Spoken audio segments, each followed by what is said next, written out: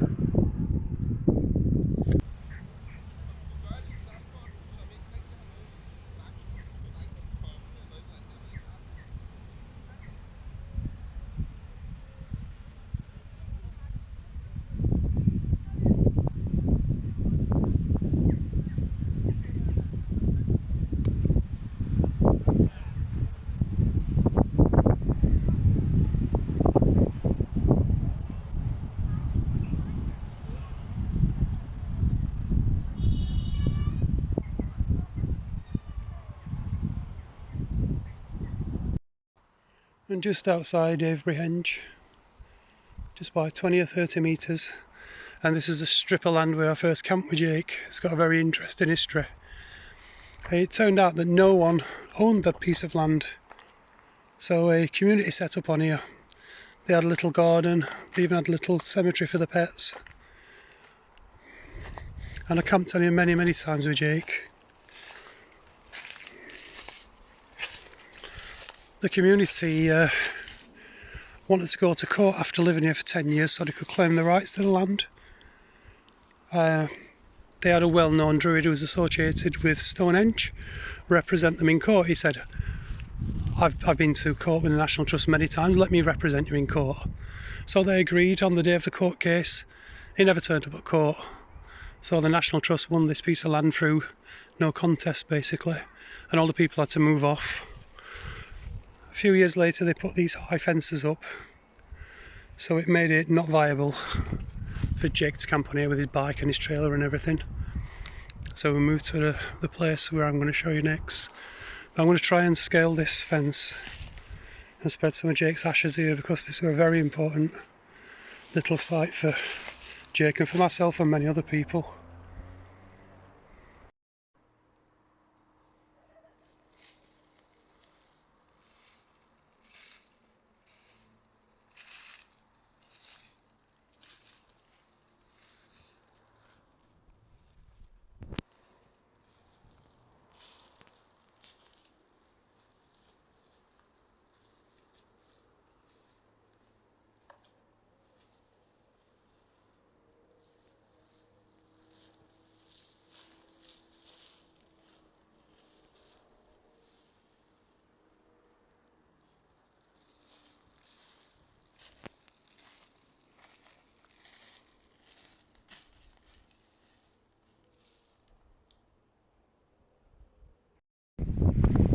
So after they put the fences up at Avebury, it made it really difficult to get in there. You could still do it, but if you had a bike and a trailer as Jake did, it was impossible. So from then on we started camping at a place where our friend camped, a lovely secret little spot. He wouldn't tell anyone where it was. I knew him for 4 years, but at the end of each night he'd go off to his little camp. He wouldn't tell us where it was. Eventually he did, and me and Jake. A lot of other people camped on there. We've spent many weeks on there over the solstices. Obviously Jake spent most of his time camping on here after Eminem was put off limits, and this was the last place where he would have camped. It's quite a walk, but because of that it's a really nice secret little spot in the woods and no one can find it. So that was, if anywhere around Avebury was known as home to Jake. This would be the place. So we're going to have a walk over there. So you've got to make it through quite a lot of nettles to get into the woodland. But this is the place that Angel named Rivendell, and the Winterbourne stream runs through it just off to his left. When we'd arrive here initially, we'd all get to stomping all this lot down so we could get his tents up. The buzzard calling overhead.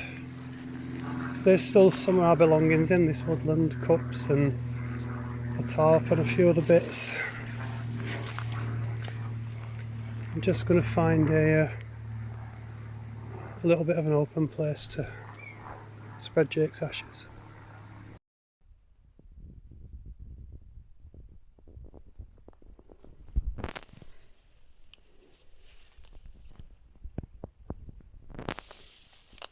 This is the area we'd all have his tents up.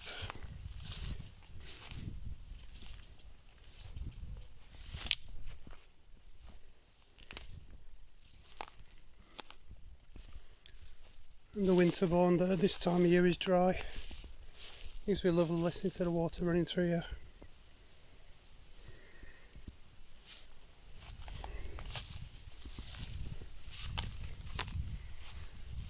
And the little place where we'd have his fire. I remember one night we were on here and it had been rain and it was cold, and we were all scrambling about looking for bits of firewood, not finding much, and Jake says, I'm going to sort this out, and off Jake went. 10 minutes later we could hear crashing through the woods. It was Jake. He'd found an old broken down stile, still with a load of fence attached to it, and he dragged the whole thing several hundred yards back into here, and we chopped it up and had a fire that kept us warm all night.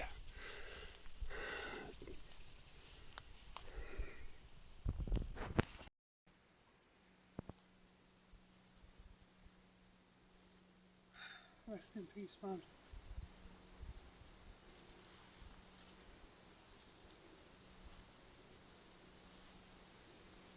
And into the stream.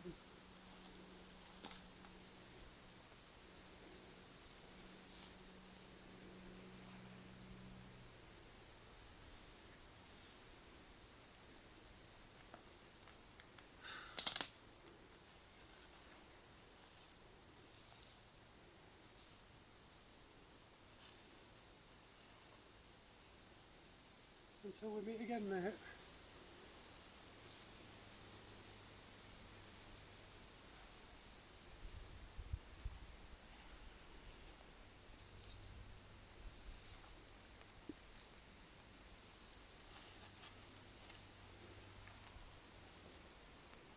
Thanks for letting me do this, Dean.